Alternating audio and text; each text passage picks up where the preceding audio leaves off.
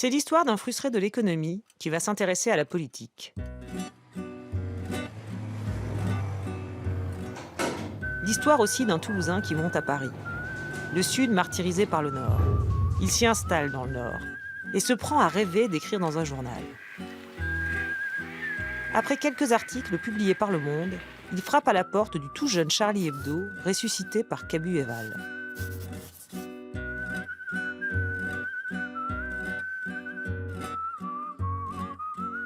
Cabu et moi, on avait envie qu'un économiste s'adresse à un public non averti.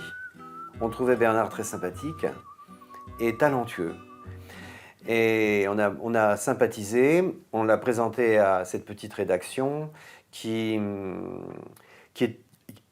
on peut le dire aujourd'hui parce qu'on s'en fout, qui était très hostile à Bernard, parce que ses papiers étaient illisibles. Les autres nous disaient « ces papiers nous tombent des mains, on n'y comprend rien, ça fait chier, qu'est-ce que ça fout dans le journal, c'est pas drôle, on fait un journal marrant, il est pas marrant, ça nous emmerde, l'économie, bon. » Donc on était emmerdés, Cabu et moi, et on discutait avec Bernard, on lui disait « mais essaye de parler plus simplement, plus... » je sais pas, enfin bref, on essayait de le décoincer, quoi.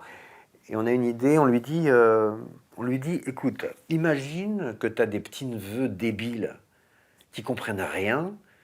C'est comme dans la bande dessinée de Pilote ou les histoires de l'oncle Paul, mais tu vas être oncle Bernard et tu vas raconter l'économie à tes petits-neveux cons.